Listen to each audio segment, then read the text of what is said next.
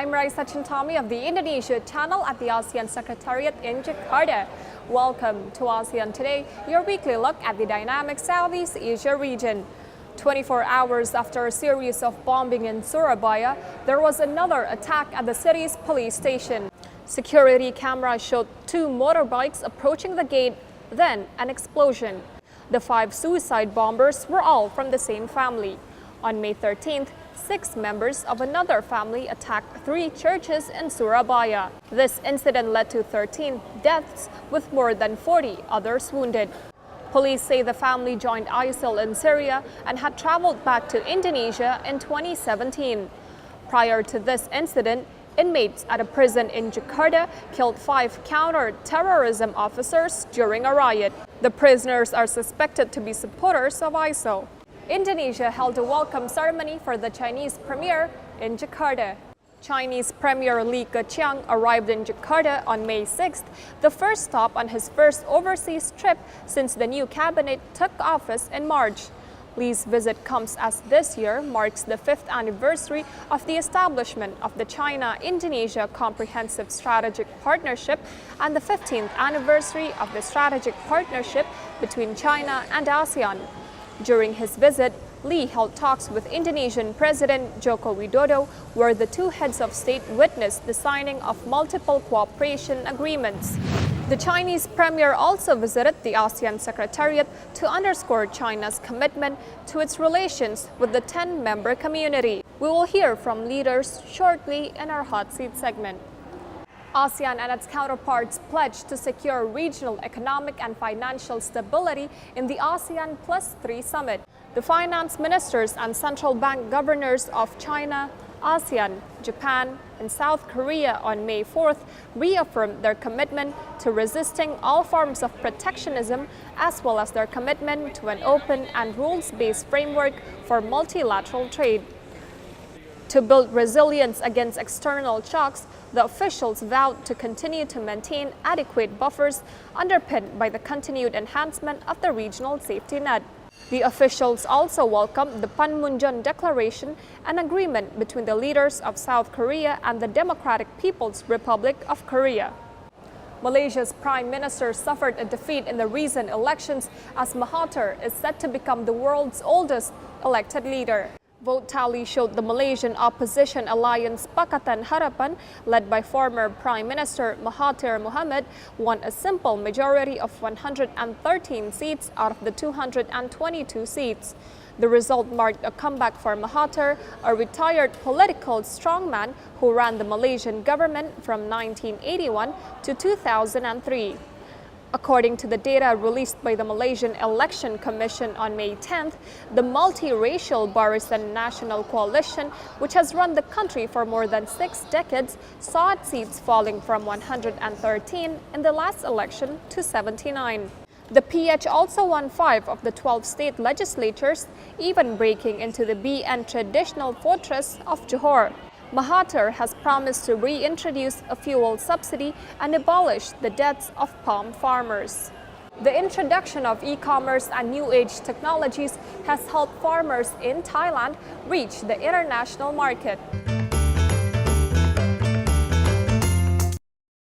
At Ban Suan, an experimental melon farm, farmers can now control water, fertilizer, and even set temperature for the fruit's optimum growth in the shortest time through a homegrown mobile app. เกษตรกรจะต้องมีการปรับตัวแล้วก็มาใช้เทคโนโลยีแบบนี้นั่นคือเราจะต้องเข้ามาจัดการเองในสวนให้น้อยที่สุดแต่ว่าให้เทคโนโลยีเนี่ยเข้ามาแทนเราให้มากที่สุด In addition, international companies such as Alibaba have also contributed to the development of modern agriculture in Thailand. Alibaba, China's e-commerce giant, has opened an online marketplace at Tmall for Thai products, rice, and durians in particular. Jack Ma, CEO of Alibaba, struck the deal with the Thai government on April 19th with a plan to invest $3 billion in the business. Thailand has a unique position and has very unique resources, and there are so many farm products like fruits that can be exported to China. Besides the e-commerce model, Swan Lamai Farm is also exploring other ways to promote their business. They're now a tourist destination where visitors can indulge in eating their favorite fruits at an all-you-can-eat durian buffet, which has also brought the farm notable economic benefits. During the first sale on Tmall, over 80,000 durians were sold in less than a minute, set at 10% over usual market price. More ASEAN Today is coming up shortly. We hear from a world superpower next.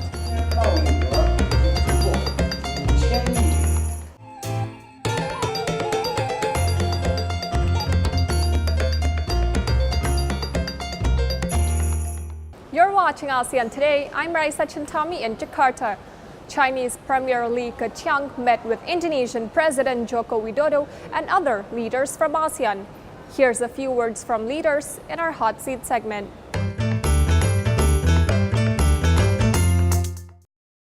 China has been an important partner of ASEAN, and our relations took a major step forward since establishment of the ASEAN-China Strategic Partnership in 2003.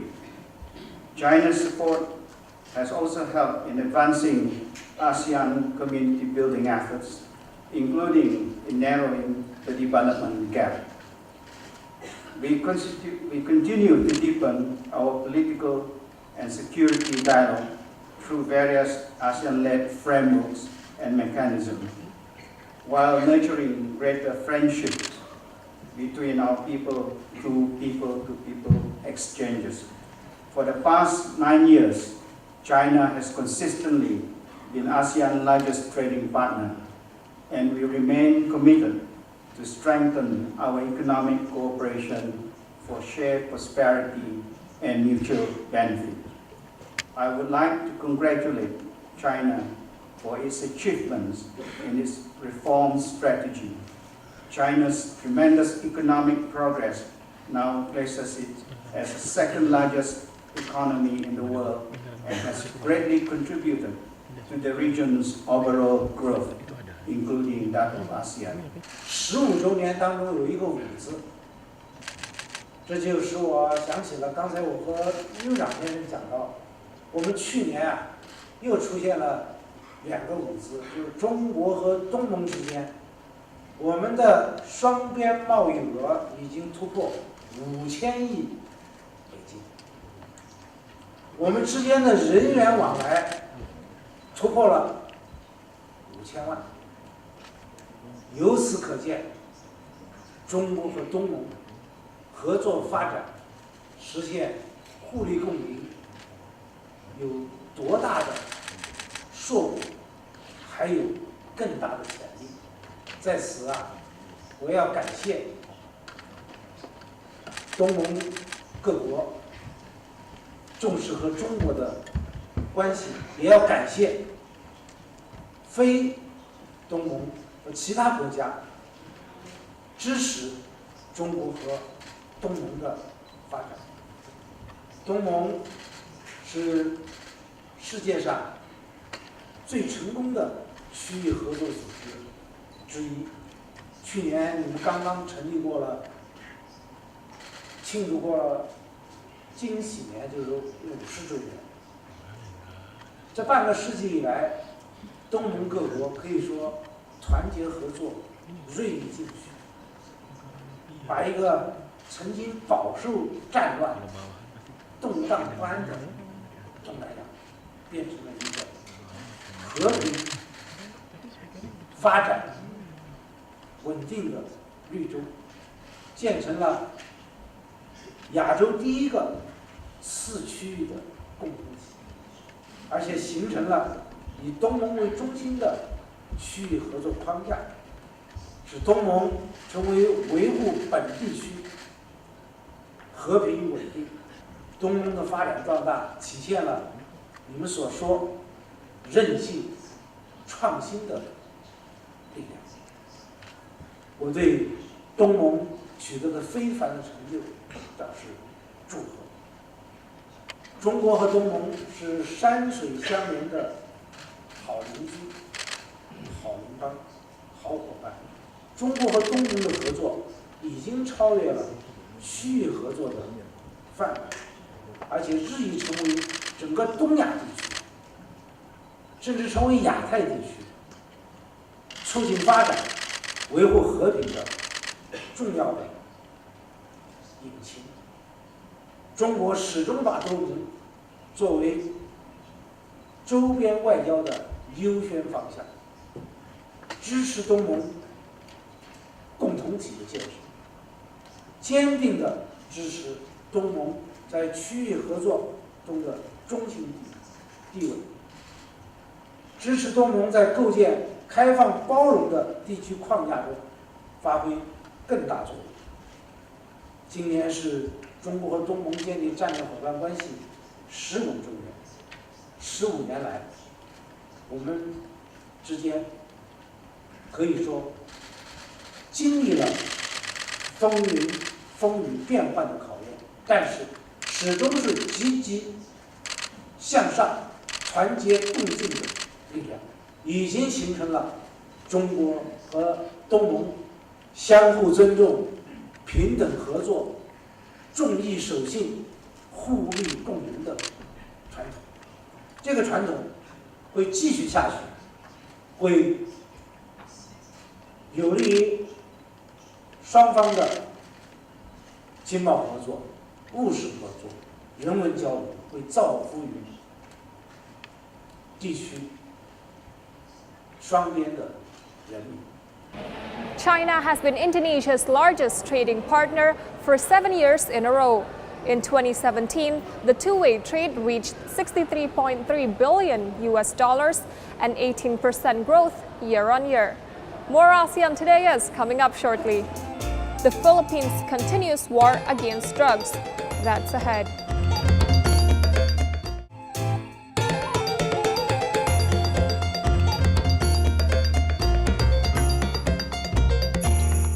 This is ASEAN Today, coming to you from Jakarta, home of the ASEAN Secretariat. A small city in the Philippines declared clear of illegal drugs with 0 police killings. ASEAN Today's Fawzul Azim reports. In early March, a few months after Philippine President Rodrigo Duterte reinstated the Philippine National Police back into his drug war, a 13-year-old boy, Aldrin Pineda, was shot dead by a cop. Aldrin was sitting with 2 of his friends when a cop who was on duty killed him, but the cop said it was an accident. He said that he fell over, and that was when he accidentally shot Aldrin. From that, however, the suspect, Omar Malinao, has shifted his story to other versions, making it difficult to determine why and how he killed the boy. Whatever the case, human rights advocates say it is proof that a number of law enforcers continue to act with impunity. Every individual killing that is done with impunity is very alarming. Philippine police leadership promised a less bloody, if not totally bloodless drug war since their reinstatement into the campaign back in December. But from December 2017 to March 2018, police have killed more than 100 drug suspects. It has only been bloodless in one city, the central Philippines, Bogo City. According to its former police chief, Byron Alatok, Bogo City had its own share of drug problems.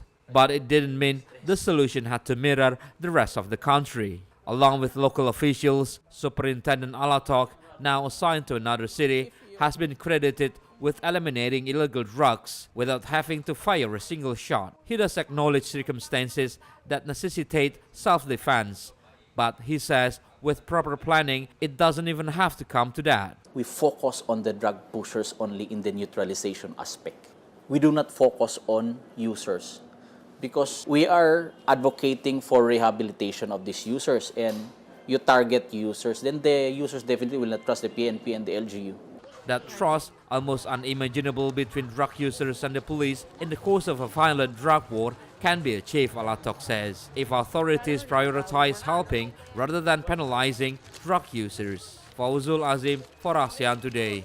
Here are several events on the ASEAN calendar. The Penang International Food Festival will take place from June 1st to the 30th in Georgetown, Malaysia. DJ Snake, RL Grime, and Steve Angelo will light up the Ultra Singapore on June 15th and 16th in Bayfront Avenue, Singapore. and the Pitaikon Ghost Festival will be held in Dan Sai, Thailand from June 16th to the 18th. With the growing market and increase in demand for vehicles, foreign automotive companies are now targeting the Filipino market. ASEAN Today's Wendy Widiantini has the story. It's the biggest motoring event in the Philippines, and Ford used the Manila International Auto Show to show off the new 2018 Mustang. The Manila International Auto Show ran from the 5th to 8th of April at the city's World Trade Center. The iconic pony car now packs a new look and new technology, but the biggest change is it is now available as a convertible. Ford also chose the event to unveil its 2018 Expedition SUV with an all-aluminum body. Last year we introduced Mustang to the market. It was a success, and the legend continued this year, and now we add up to the lineup the allow me to use the term sexy convertible Mustang that we have launched today. Hyundai, the third top-ranking automotive firm in the Philippines, showed 4 new vehicles including the Veloster, Santa Fe, Kona, and the Ioniq Hybrid. What you have just witnessed was the unveiling of 4 new models. These are really edgy and sophisticated technology that has been launched here at the Manila International Auto Show. We have the new iconic hybrid. We have also the Kona, and of course the all-new Santa Fe and the all-new Veloster. A Russian automotive company also made its debut at the auto show. Gas Group presented a wide range of commercial vehicles for the Philippine market. Now we are here at Manila International Auto Show to show to the market also our cargo vehicles, because the product range we have is over 300 different models, and now we need more and more market feedback. What is the demand? What is needed in Philippines? Because we would like to support the Philippines market with safe products, which they are. So all about gas is safety, reliability, durability. They are very stable as they need to survive in the hard climate conditions of Russia, you know. Other vehicle manufacturers at the auto show include Jeep, RAM, Mercedes-Benz, and Subaru.